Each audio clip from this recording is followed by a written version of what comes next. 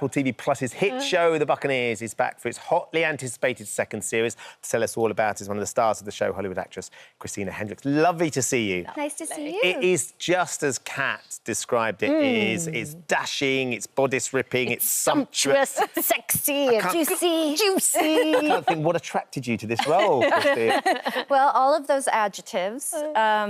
I mean, originally when I got the script, it's based on an Edith Wharton novel, and I thought it was going to be sort of a more traditional take on it.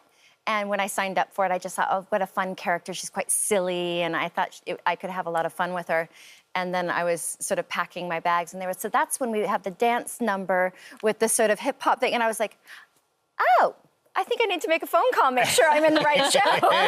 And so we've done this really lovely, sexy, modern take on it, and all the actresses are fabulous. And you've got, so essentially you've got these girls, your girls are coming from America, and they get picked up and transported in time to be debutantes in the London scene to They've try come to snag a husband. a Brit. Yes. An English lord. Yes, in they theory. want titles. They're after the title. But your character, Patty, she's got a big secret that you start to see kind of like show itself at the beginning of season 2. Yes, and we sort of leave season 1 with the big cliffhanger. Yeah. We pick up exactly where we left off. Right. So that cliffhanger is going to be exposed within moments.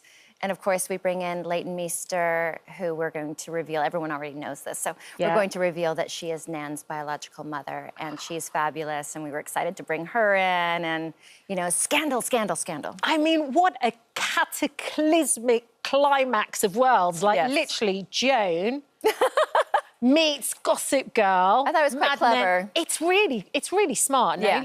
What did you think when you heard that she was coming on to the show? I thought, what a great idea from the producers. I was like, well done, you know, because I think the audience that watches our show is very familiar with Gossip Girl. Yeah. And sort of, you know, she's just an icon from that show. So to bring her into this group of young women, it's just like very, very sassy, I thought. Yeah. It's a fabulous recipe as well, though, isn't it? To sit down and enjoy, no matter what, you know, the drama and the intrigue and the relationships. But there's also that sense, I think, of the girls that come over from America and trying to fit in into a society that is very prim and very proper. And in America, they've been a little bit more laid back and they've been able to be themselves.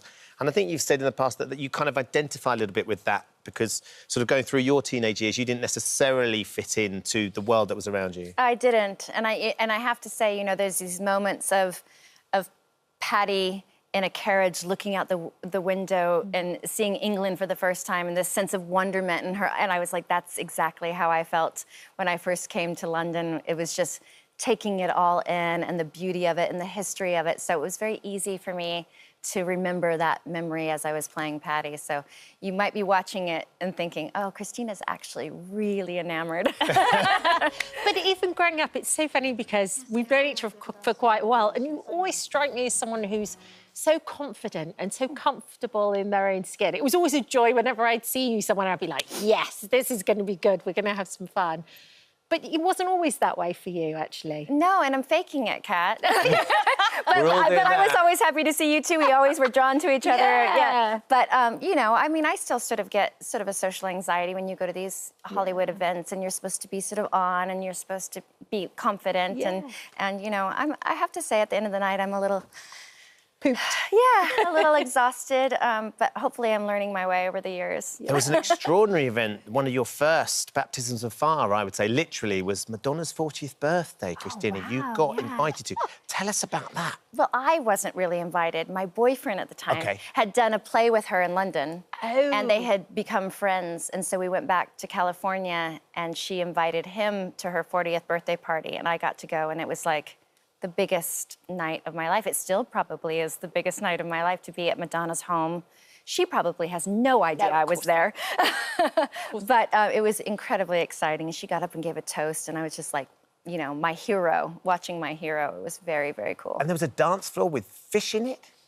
Yes. How do you know this level of... Were you there? Well, because it's been talked about. That was the iconic... She had a dance floor that actually that had goldfish swimming around inside the dance floor. It was... Now that's extravagant. That's showbiz. I mean, I've never seen it before since. Wow. We've got to talk about Joan a little bit, too, from Mad Men, because I think How old were you when you played her? Like in your 30s or something? I think I got the role when I was 30. So I basically spent, my entire 30s playing her. And did she kind of reflect back into your own life a little bit? I think I learned from her. Did I you? was growing up and learning how to be a woman and sort of watching this character that really was confident, much more confident than I was in real life. And she sort of spoke her mind and was sort of a little intimidating and scary. And I thought, people are not going to like this character. And people were really responding to her. And I was like, I just learned that people really love when people are sort of honest and speak their mind or are true to themselves. And I think I tried to sort of take a little bit of that from her. For sure. I wasn't... and the style. Oh, and the style I definitely snagged. And the aesthetic. Yeah. Did you steal anything from the set? Because even the sets were beautiful on that. I'm not really a mid-century fan. I'm more likely to steal something from the Buccaneers. Is that right? That is my... That's your bag. That's your jam. Yeah. I have seen your apartment. You've been doing up your place in New York. Yeah. haven't you? So And after being on the set of Buccaneers and spending time in Scotland, I think I sort of took some of that Victoriana back home and sort of, being in the woodsy, sort of environment up in the Highlands and stuff like that. So I definitely took it back. In fact, we met some friends on a train in Scotland and she said, I've seen your pictures and I know what you're doing. Stealing the ideas from the sets. Yeah. It's lovely to see you, Christina. Thank you for popping nice in. to be here. Nice to see you. Lovely to see you too. Season 2 of The Buccaneers launches tomorrow on Apple TV+. It's a great watch. Yes, and then when you watch this series, you'll know exactly what Christina's house looks like because she's stolen all the ideas, the colours on the walls, the soft furniture. Thank you for visiting our This Morning YouTube channel. We upload new content every day, so go ahead and hit that subscribe button so you don't miss out. And we'll see you in the morning.